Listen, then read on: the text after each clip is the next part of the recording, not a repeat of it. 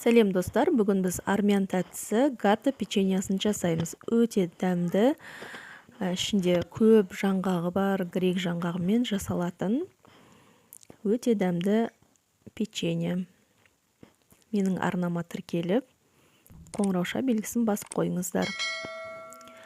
Бізге ол үшін разрыхлитель, тұз, жұмыртқа, қант, айран, май, ұн керек болады. Ең алдымен ұнды ситадан өткізіп аламыз. Майды ұнға аунатып отырып, теркадан өткіземіз майдалап. Енді осылай қолмен еземіз, бір келкі ұн сияқты болғанша.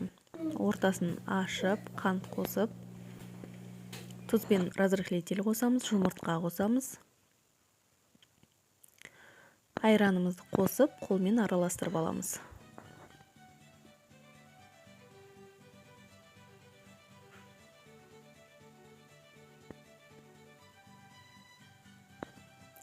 Міне осындай жұп-жұмсақ қамыр шығуы керек. Енді жаңғағымызды дайындап аламыз. Қамырды холодильникке салып қоямыз. Жаңғақты осылай салафанға салып езсеңіздер болады. Немесе осындай блендерді айналдырып алсаңыздар болады майдалап.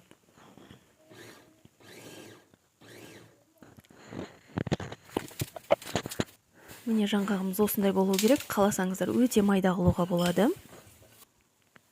Жаңғақтың үстіне қант қосып, ванилин, корица, қалауларыңыз бойынша қоспай қойсаңыздар да болады. Және жұмыртқаның ағын ғана қосамыз, сарысын қоспаймыз.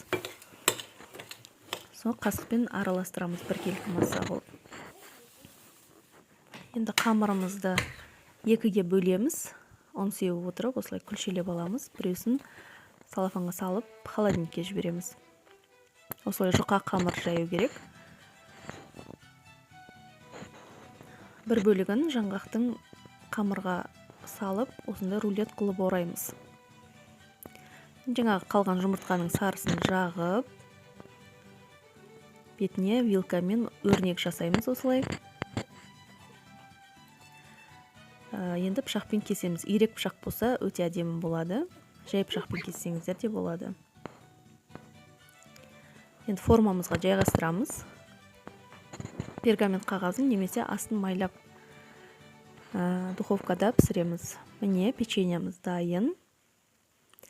Өте дәмді болып шығады. Міне ішін көрдіңіздер ме? Рецепт ұнаса, лайк басып, мені қолдап кетіңіздер.